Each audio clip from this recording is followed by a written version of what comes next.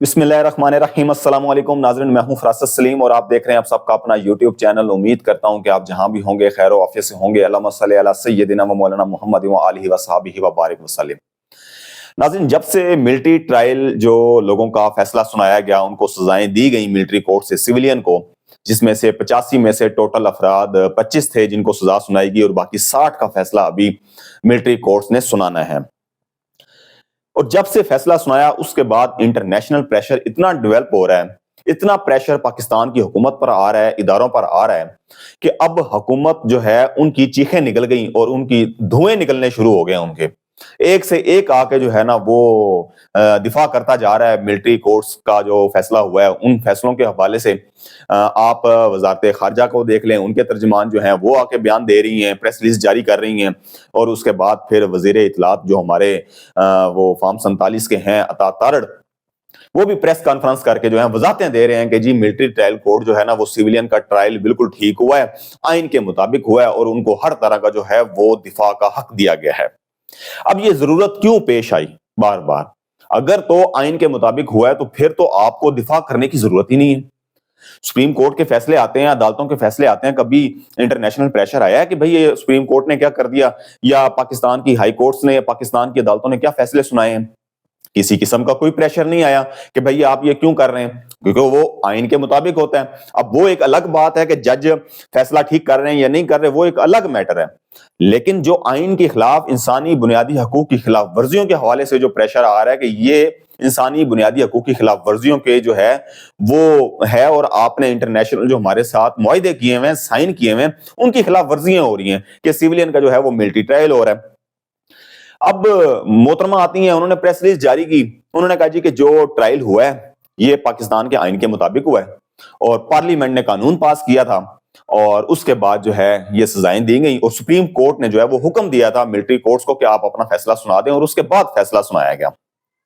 چلیں ٹھیک ہے جی، پارلیمنٹ کے اندر تو آ گیا جی جو آرمی ایکٹ ہے 1952، اس کے تحت امینڈمنٹ ہوئی تھی پی ڈی ایم کی حکومت میں، اس کا سیکشن 3A تھا، جس کو کل عدم کر دیا تھا اعجاز الاحسن کی سربراہی میں جو 5 رکنی یا 6 رکنی بینچ تھا، انہوں نے ان کی شکیں جو ہیں وہ کل عدم قرار دی تھی۔ اور پھر بعد میں جب سربراہی ملی تھی جسٹس جو ہیں ان کے سردار، تو انہوں نے اس کو کل عدم قرار دیا تھا فیصلے کو، اور مشروط کر دیا تھا ملٹری کورٹس کو کہ شکیں بحال کر دی ہیں ہم نے جو کل عدم کی تھی جسٹس اعجاز الاحسن نے، اور آپ جو ہے وہ ٹرائل کریں، اور جب تک فیصلہ نہیں ہو جاتا سپریم کورٹ سے تو آپ اس وقت تک سزائیں نہیں سنائیں گے۔ پھر اس کے بعد جو بابا سہولت کار قاضی فائز عیسیٰ، وہ پورا سال گزار گئے، انہوں نے کسی قسم کا کچھ نہیں کیا۔ جسٹس امین الدین کی سربراہی میں بینچ بنایا تو انہوں نے جو ہے وہ میرے خیال سے 12-13 بندوں کو جو ہے وہ رہا کروا دیا تھا، 22 بندوں کو رہا کروا دیا تھا۔ اور کیا کہہ کے رہا، یعنی کہ جن کی ان کی سزائیں بنتی تھیں ان کو سزائیں سنائیں آپ، اگر ان کی سال 6 مہینے کوئی کم ہے تو اگر آپ سمجھتے ہیں تو ان کو ریلیف دے کے ان لوگوں کو جو ہے وہ رہا کر دیا جائے۔ اچھا، یہ جو ہے جو اٹارنی جنرل تھے انہوں نے کہا تھا کہ کچھ سزائیں ہیں جنہیں جو ہے وہ رہا کرنا چاہ رہے ہیں، جن کی سزائیں تھوڑی رہ گئی ہیں ان کو معافی مل سکتی ہے، اگر آپ کہہ دیں تو پھر ہم ان کو جو ہے نا وہ رہا کر دیں گے۔ تو یہ یقین دہانی کروائی تھی، اور اس کے بعد پھر ان کو رہا کر دیا تھا۔ پھر انہوں نے قاضی فائز عیسیٰ کو جو ہے وہ پریکٹس اینڈ پروسیجر کمیٹی کو جو ہے وہ خط لکھ دیا کہ آپ جو ہے لارجر بینچ بنائے، 7 رکنی بنائیں۔ پھر وہ چلے گئے عدالت کا بیڑا غرق کر کے، اور پوری کی پوری جو عدلیہ ہے وہ فارم 47 کی حکومت کے ہینڈ اوور کر گئے، یعنی کہ اس کا پورا کنٹرول۔ اس کے بعد پھر آئینی بینچ بن جاتا ہے۔ جب آئینی بینچ بنتا ہے تو اس کے اندر پھر جسٹس امین الدین جو ہیں وہ آئین کے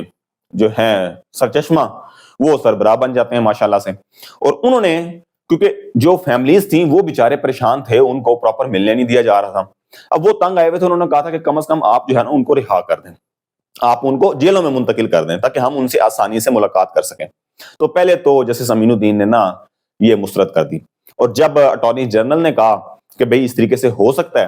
اور آپ جو ہے وہ ہم کر دیتے ہیں، لیکن آپ اس کو فیصلہ سنانے کی اجازت دے دیں، تو جسٹس امین الدین نے، اس بینچ نے کہہ دیا، آئینی بینچ نے، کہ آپ سزائیں دیں اور ان کو جیلوں میں منتقل کر دیں، اور ساتھ اس کے حکم نامے جاری کریں آپ، اور پھر جو ہیں وہ اپیل کے لیے آ سکیں گے، لیکن جب تک ہمارا فیصلہ نہیں ہوگا وہ ہمارے فیصلے کے ساتھ ہی مشروط ہوگا جب ہم فیصلہ کریں گے کہ سیویلین کا ٹرائل آیا ہو سکتا ہے یا نہیں ہو سکتا ملٹری کورٹ میں، لیکن آپ انہیں منتقل کر دیں۔ لے جی، اس کے بعد کام آسان ہو گیا فوجی عدالتوں کا۔ انہوں نے 80 میں سے جو 85 لوگ تھے 85 میں سے 25 لوگوں کو جو ہے وہ سزا سنائی، اور اس کے بعد 12 سے 13 لوگ جو ہیں وہ جیلوں میں منتقل ہوئے، اڈیالہ جیل اور کوٹ لکھپت۔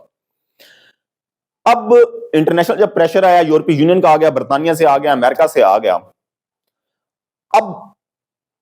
وزارت خارجہ بھی آ گئی میدان میں، اور اس کے بعد آج وزیر اطلاعات بھی آ گئے۔ اب ایک طرف مذاکرات چل رہے ہیں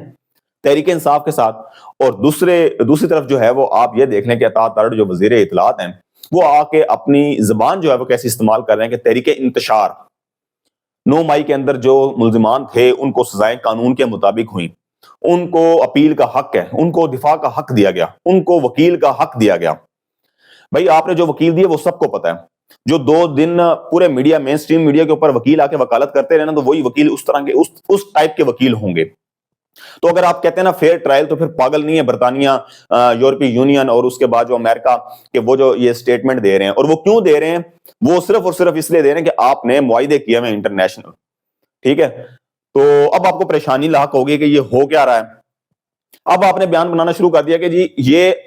جو بیان دلوائے جا رہے ہیں، سٹیٹمنٹ دلوائی جا رہی ہیں، یہ جو ہے وہ تحریک انتشار کر رہی ہے بقول آپ کے، کیونکہ آپ تو تحریک انصاف کہتے ہوئے آپ کے منہ سے جو ہے نا وہ سمجھ لیں کہ تکلیف ہوتی ہے، اور آپ نے شیطانی کرنی ہے۔ آپ تو چاہتے نہیں ہے کہ ملک کے اندر امن ہو، سیاسی استحکام آئے، کیونکہ آپ کو پتا ہے کہ اگر مذاکرات کامیاب ہو جاتے ہیں تحریک انصاف کے ساتھ تو پھر ہمارا بستر تو گول ہے، ہم تو کسی کھاتے میں ہی نہیں ہیں۔ تو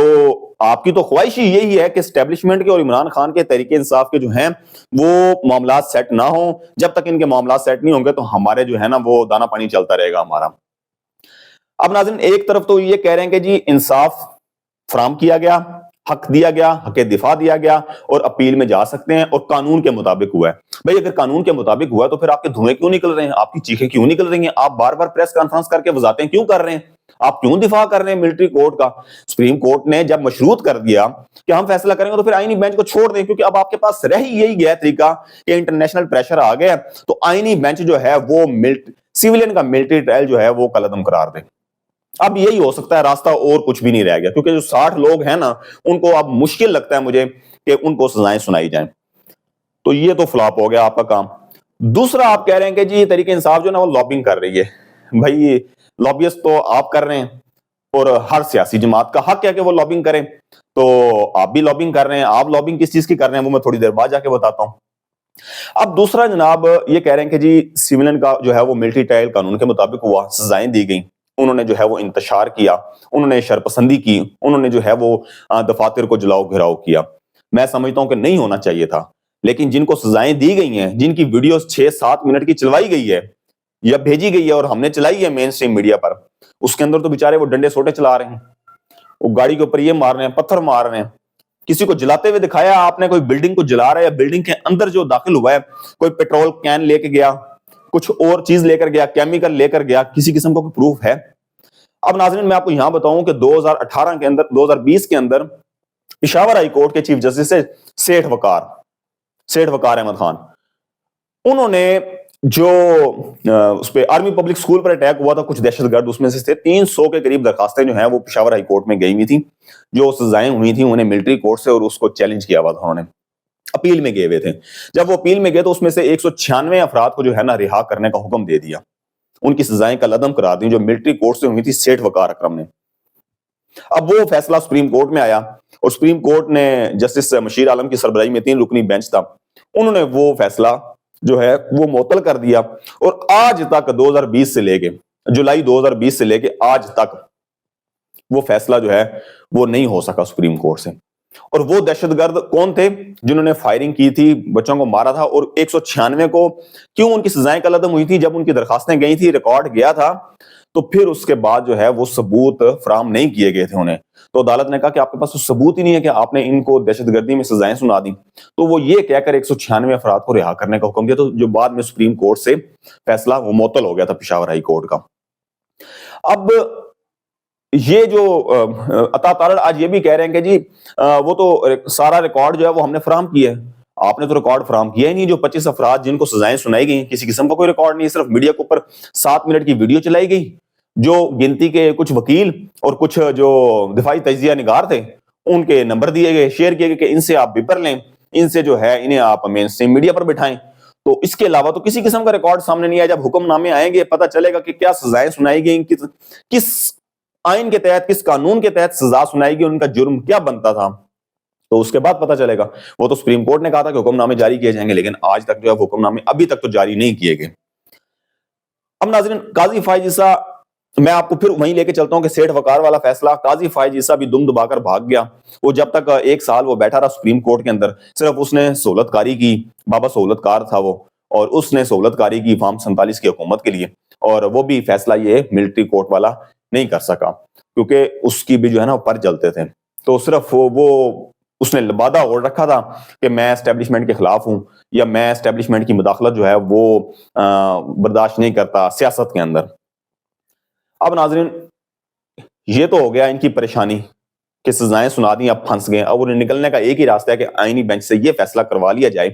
کہ سیولین کا ملٹری ٹرائل نہیں ہو سکتا, تب ان کی جان چھوٹ جائے گی. دوسری طرف آیت ہے ناظرین کہ رچرڈ گرینل جو ہیں ان کے اوپر تنقید ہو رہی تھی کہ یہ جی فیک اکاؤنٹ ہے, اس کا ٹویٹر اکاؤنٹ ہیک ہو چکا ہے. تو اب وہ رات کو میڈیا پر بھی آ گیا, اس نے انٹرویو دے دیا اور عمران خان کی تعریفیں کر دی.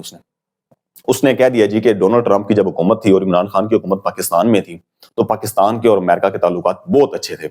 جو کہ اب نفی کر رہا ہے بلاول بھٹو, اسحاق ڈار, نون لیگ کی حکومت, پیپلز پارٹی کی حکومت. یہ کہتے تھے کہ عمران خان نے تعلقات خراب کیے.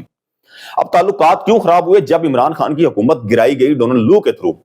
اور قمر باجوہ کو ملا کر. تو اب یہ جو ٹویٹ کر رہے ہیں یا وہ اس کو عمران خان کا بیانیہ لے کے چل رہے ہیں, جو سپورٹ کر رہے ہیں, وہ تو کہہ رہے ہیں کہ بھائی عمران خان تو آؤٹ کلاس تھا, وہ اپنے نظریے پہ بات کرتا تھا, وہ ٹو دی پوائنٹ بات کرتا تھا, وہ دائیں بائیں شائیں نہیں کرتا تھا, وہ تو آؤٹ کلاس پولیٹیشین تھا. اور اس نے رات کو ٹویٹ کر دی حقیقی آزادی کا جو ہے نا وہ بھی اس نے ٹویٹ کر دیا. تو اب یہ پریشان ہوئے ہیں, اور اس کے بعد اب یہ جو لابیسٹ کر رہے ہیں انہیں پریشانی یہ ہو گئی کہ ڈونلڈ ٹرمپ یہ نہ ہو کہ وہ عمران خان کو مدعو کر لے جو اس کی تقریب حلف برداری ہے. اور اب ان کی کوشش یہ ہے کہ کسی طریقے سے پاکستان میں سے جو فارم 47 کے وزیر اعظم شہباز شریف صاحب ہیں ان کو مدعو کیا جائے تقریب حلف برداری کے اندر, اور بڑا پیسہ خرچ کر رہے ہیں, نوٹ خرچ کر رہے ہیں تاکہ ایک بیانیہ بنایا جا سکے. دیکھیں جی ڈونلڈ ٹرمپ نے شہباز شریف صاحب کو اپنی تقریب حلف برداری میں جو بلا لیا, اور دوسری طرف انہیں ڈر یہ لگا ہوا کہ عمران خان کو وہ دعوت نامہ نہ بھیج دے تو پھر ان کے لیے اور پریشانی ہو جانی ہے. تو نہ تو عمران خان کا جو ہے وہ دعوت نامہ وصول ہونا ہے عمران خان کو, اور نہ ہی شہباز شریف صاحب کو جتنا مرضی زور لگا لیں. اگر بالفرض کوئی آپ سوچ لیں کہ آخری ٹائم ہزارواں جو ہے نا نقطہ سمجھ لیں کہ بھائی اگر شہباز شریف صاحب کو دعوت نامہ موصول ہو جاتا ہے تو پھر بھی ان کی ڈونلڈ ٹرمپ سے ملاقات نہیں ہوگی, بس یہ دور کھاتے کسی آخری لائن میں بیٹھے ہوں گے. جس طریقے سے دوسرے ملکوں میں جب جاتے ہیں تو فوٹو سیشن ہوتا ہے, تو گروپ فوٹو ہوتا ہے, تو سب سے آخر میں پتہ چلتا ہے کہ جناب وہ چھپے ہوئے چھوٹے سے نظر آ رہے ہیں شہباز شریف صاحب پاکستان کی جو نمائندگی کر رہے ہیں. تو یہ صورتحال ہے ناظرین. اور آخر میں آپ کو آج قائد اعظم کی ولادت کا دن ہے, یوم پیدائش ہے اور اس کی سالگرہ ہے, آپ سب کو مبارک ہو. اور اس کے بعد پھر میاں نواز شریف صاحب جن کی اصل یوم پیدائش تو 25 دسمبر نہیں ہے, لیکن انہوں نے کہا جاتا ہے کہ انہوں نے قائد اعظم کی جو ہے نا اس سے منسوب کر دی کہ میری بھی جو پیدائش ہے وہ 25 دسمبر ہے. تو اس طریقے سے جو نون لیگ کے لوگ ہیں ان کے لیے ان کی لیڈر کی جو ہے وہ سالگرہ مبارک ہو, اور جو کرسمس ہے جو وہ خوشیاں منا رہے ہیں ان کو جو کرسمس کی بہت بہت مبارک ہو. مجھے دیجیے گا اجازت, اللہ حافظ.